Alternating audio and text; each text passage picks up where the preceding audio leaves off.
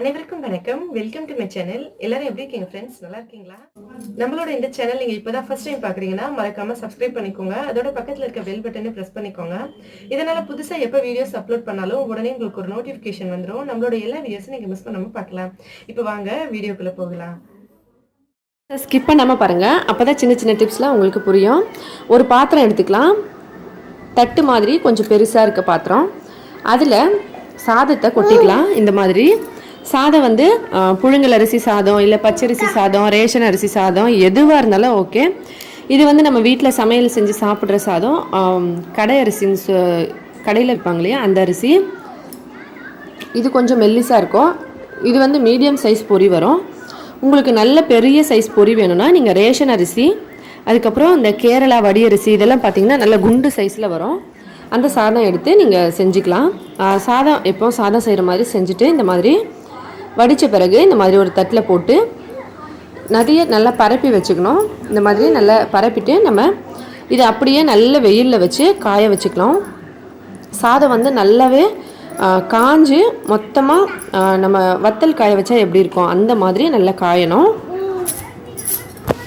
இது பாருங்கள், நான் வந்து ஒரு 2 நாளாக இதை நல்லா காய வச்சேன் வெயிலில். சாதம் மொத்தமாக நல்லா காஞ்சிருச்சு. 2 பிளேட்லையா இந்த மாதிரி டிவைட் பண்ணி வச்சு கொஞ்சம் சீக்கிரமாக காயனால. இப்போ இது பாருங்கள், நல்லா காஞ்சிருச்சு. இந்த மாதிரி இருக்கணும்.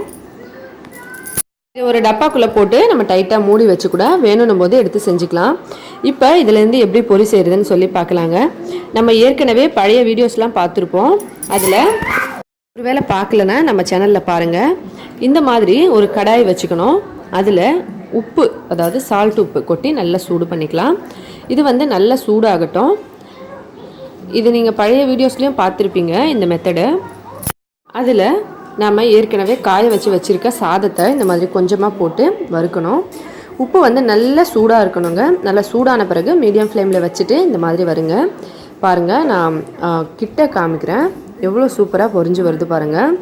இந்த பொரி அவ்வளோ டேஸ்டியாக இருக்குங்க. ரொம்ப சூப்பராக இருக்கும். பாருங்கள், நார்மலாக பொரி எப்படி செய்கிறதுன்னு சொல்லி ஆல்ரெடி நம்ம சேனலில் வீடியோ போட்டிருந்தோம். அது வந்து பொரி அரிசியில் மட்டும் செய்ய முடியும், அதோட குண்டு அரிசியில் மட்டும் செய்ய முடியும்னு சொல்லி கேட்டிருந்ததுனால நிறைய ஃப்ரெண்ட்ஸ் கேட்டிருந்தாங்க. நம்ம நார்மல் அரிசியில் செய்யலாமா அப்படின்னு சொல்லி நிறைய ஃப்ரெண்ட்ஸ் கேட்டிருந்தாங்க. அதனால தான் இந்த வீடியோ அவங்களுக்காக.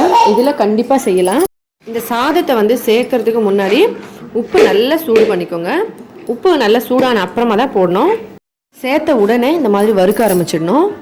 பாருங்கள், ஃபஸ்ட்டு வந்து சால்ட்டு நல்லா சூடாகணும், அதுக்கப்புறம் தான் போட்டு வறுக்கணும். இந்த மாதிரி வறுத்துட்டே இருந்தோம்னா கொஞ்சம் நேரத்துலேயே இது பொரி நல்லா பொரிஞ்சு வந்துடும். அதுக்கப்புறம் இந்த மாதிரி சல்லடையை வச்சு நம்ம எடுத்துடலாம். இது ரொம்ப ஈஸியான மெத்தடில் செய்கிறாங்க. நம்ம நார்மலாக பொரி வந்து சாமிக்கிட்ட பூஜை பண்ணுறதெல்லாம் அரிசிலேருந்து செய்கிறது. நம்ம இது சாதத்துலேருந்து செய்கிறதுனால வீட்டில் சாப்பிட்றதுக்காக வச்சுக்கலாம். இதை வச்சு நம்ம பொரி உருண்டை செய்யலாம், இல்லை என்ன வேணாலும் நம்ம பொரியை வச்சு என்னென்ன சமையல் செய்வோமோ அது எல்லாமே செய்யலாம். பாருங்கள் எவ்வளோ சூப்பராக பொரிஞ்சு வந்திருக்குன்னு. இந்த மாதிரி நீங்கள் ரேஷன் அரிசி, புழுங்கல் அரிசி, பச்சரிசி, எந்த அரிசியில் வேணாலும் சாதத்தில் செய்யலாங்க. சாதம் செஞ்சுட்டு நீங்கள் நல்லா காய வச்சு அதுக்கப்புறம் இந்த மாதிரி செஞ்சுக்கலாம். சாதம் மீந்துருச்சுன்னா கூட நீங்கள் அதை அப்படியே காய வச்சு இந்த மாதிரி பொரி செஞ்சுக்கலாம்.